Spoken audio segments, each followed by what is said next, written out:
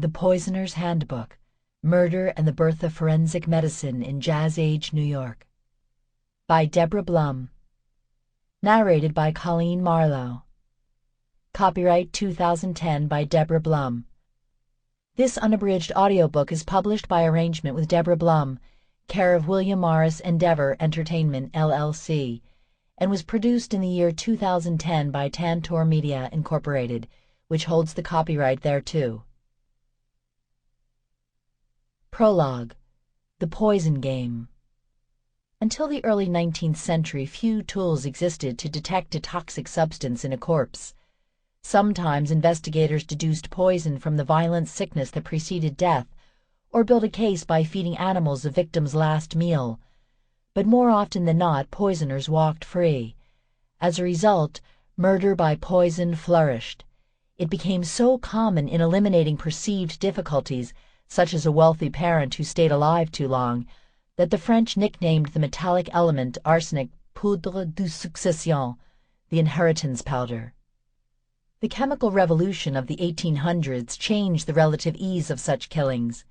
Scientists learned to isolate and identify the basic elements and the chemical compounds that define life on Earth, gradually building a catalog, the periodic table of the elements.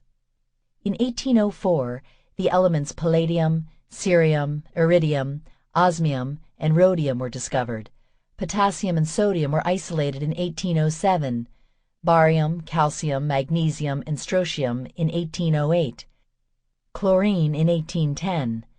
Once researchers understood individual elements, they went on to study them in combination, examining how elements bonded to create exotic compounds and familiar substances, such as the sodium-chlorine combination that creates basic table salt, NaCl. The pioneering scientists who worked in elemental chemistry weren't thinking about poisons in particular, but others were. In 1814, in the midst of this blaze of discovery, the Spanish chemist Mateo Orfila published a treatise on poisons and their detection, the first book of its kind. Orfila suspected that metallic poisons like arsenic might be the easiest to detect in the body's tissues and pushed his research in that direction. By the late 1830s, the first test for isolating arsenic had been developed. Within a decade, more reliable tests had been devised and used successfully in criminal prosecutions.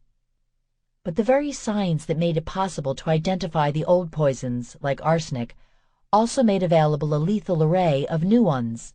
Morphine was isolated in 1804, the same year the palladium was discovered. In 1819, Sample complete. Ready to continue?